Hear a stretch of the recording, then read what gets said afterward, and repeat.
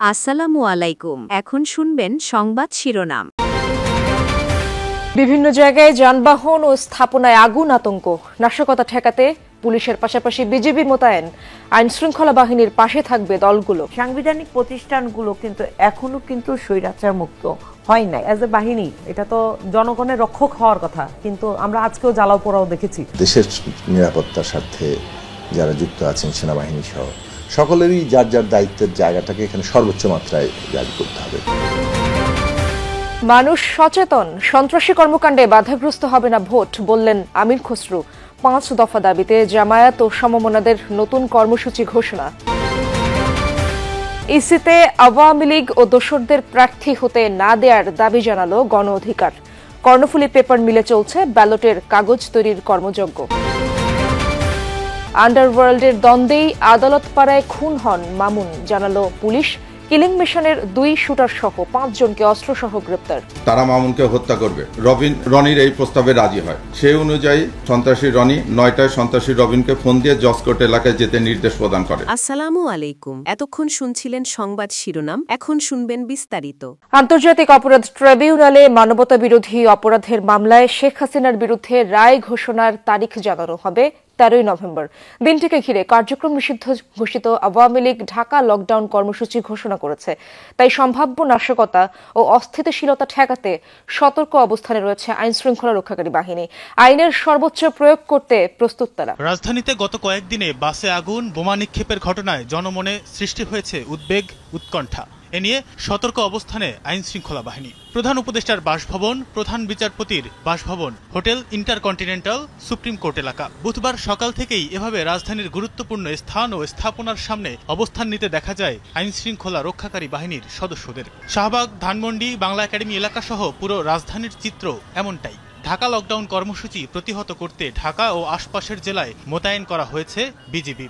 বিভিন্ন জায়গায় অবস্থান নিয়েছে পুলিশ, র্যাব, এপিবিএনের সদস্যরা। রাজধানীতে অভিযান চালিয়ে কার্যক্রম নিষিদ্ধ আওয়ামী লীগের আরও 44 নেতাকর্মীকে গ্রেফতার করেছে পুলিশের গোয়েন্দা বিভাগ। ডিবি প্রধান বলছেন, আওয়ামী লীগের লকডাউন কর্মসূচি দমনে আইনের সর্বোচ্চ প্রয়োগ করতে প্রস্তুত আইন শৃঙ্খলা রক্ষাকারী বাহিনীর সদস্যরা। এই যে যারা যে ভীতি করা একটা পরিস্থিতি বা তারা বিভিন্ন রকম যে অপতৎপর চালাচ্ছে, এটা আমরা কঠোর হস্তে দমন করার আইনের যেটুকু প্রয়োগের ক্ষমতা আছে এটা আমরা সর্বোচ্চ প্রয়োগ করব এবং দমন করবো। আপনারা জানেন যে কয়েকদিন আজকে ওই যে রূপম ভাই যেটা বললেন যে আমরা যারা এই নেপথ্যে আছে সেই নেতাদেরকে উপর নজরদারি রাখতেছি, তাদেরকে গ্রেপ্তার করতেছি। আজকেও এই সংক্রান্তে 44 জন অ্যারেস্ট আছে। ইনশাল্লাহ আমাদের তৎপরতা সবাই থাকবে। আমরা নগরবাসী আপনারা সবাই মিলে ইনশাল্লাহ এই অপতৎপরতা রোধ করব। রাজধানীতে অনেকের মতে আতঙ্ক বিরাজ করছে। কয়েকটি বেসরকারি বিশ্ববিদ্যালয় ও স্কুল কলেজ আজ থেকে 2 দিন অনলাইনে ক্লাস নেওয়ার ঘোষণা দিয়েছে। নগরবাসীর কেউ কেউ বলছেন কোনো শঙ্কা নেই, তবে পরিস্থিতির অবনতি ঘটলে সবার আগে ক্ষতিগ্রস্ত হবে সাধারণ মানুষ, এমনটা মনে করছেন তারা। আগন্তুর ভিতরে আমরা আছি, গাড়ি ঘুরে চালাইতে আমাদের যাত্রীও পাই না। দেশে সন্ত্রাস দমনে সরকারকে কঠোর ভূমিকা নেয়ার আহ্বান জানিয়েছে বিএনপি। ইউরোপীয় ইউনিয়নের রাষ্ট্রদূতের সাথে বিএনপি মহাসচিবের এক বৈঠক শেষে তিনি বলেন, ফেব্রুয়ারির নির্বাচন নিয়ে কারোর মধ্যে সংশয় নেই। বিএনপি নির্বাচনী প্রস্তুতি জানতে চেয়েছেন ইইউ রাষ্ট্রদূত মাইকেল মিলার। সকালে বিএনপি চেয়ারপারসনের গুলশান কার্যালয়ে এই বৈঠক অনুষ্ঠিত হয়। পরে তিনি আরও বলেন, দেশের সন্ত্রাসী কর্মকাণ্ড কারা চালাচ্ছে তা খুঁজে বের করার দায়িত্ব আইন শৃঙ্খলা বাহিনীর। সরকারকে কঠোর ভূমিকা নিতে হবে। আওয়ামী লীগ নির্বাচনী রেসে নেই, দেশে নেই, সন্ত্রাসী কর্মকাণ্ড যে কেউ করতে পারে। খসরু আরও বলেন, দেশের মানুষ সচেতন, নির্বাচনী আমেজে জনগণ সন্ত্রাসী কর্মকাণ্ড করে নির্বাচন বাধাগ্রস্ত করার কোনো সুযোগ নেই। নির্বাচন নিয়ে ইউরোপীয় ইউনিয়নের কোনো উৎকণ্ঠা নেই।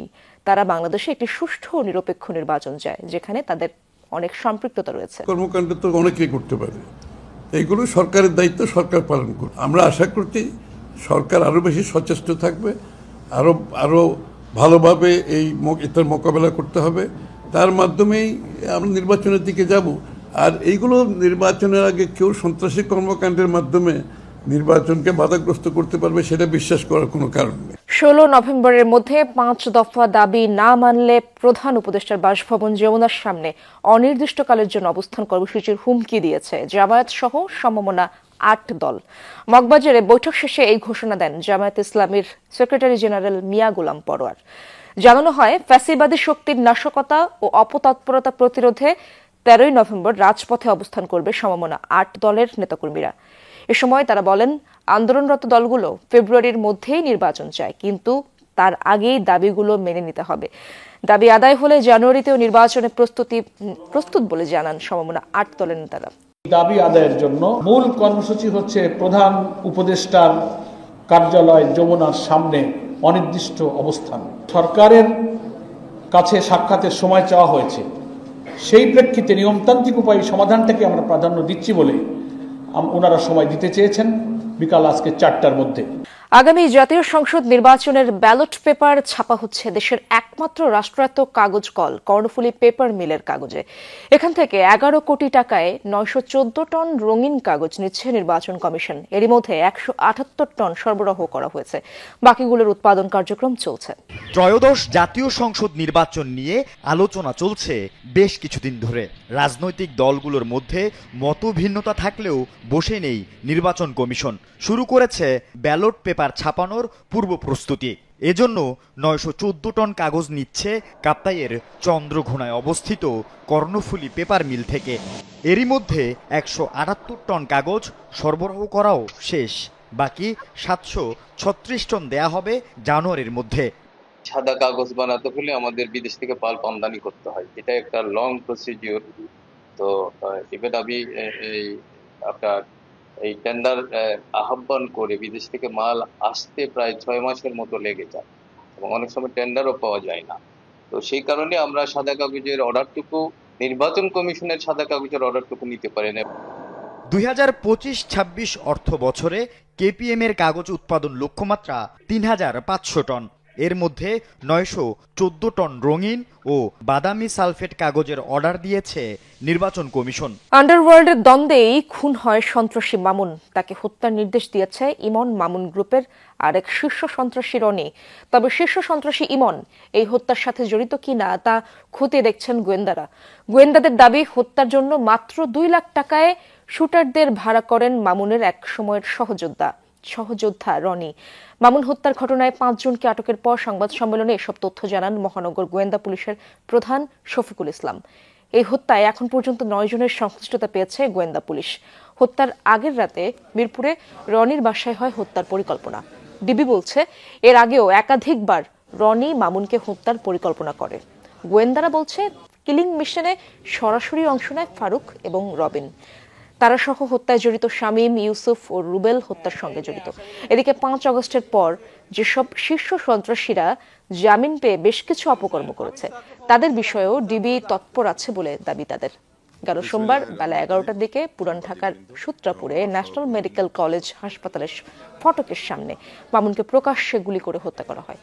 কয়েক সেকেন্ডের মধ্যে হত্যা মিশন শেষ করে দ্রুত পালিয়ে যায় তারা মামুনকে হত্যা করবে। তখন রবিন ফারুকের রনির এই প্রস্তাবে রাজি হয়। সেই অনুযায়ী গত 10-11-2025 তারিখে সন্ত্রাসী রনি 9টায় সন্ত্রাসী রবিনকে ফোন দিয়ে জসকোট এলাকায় যেতে নির্দেশ প্রদান করে।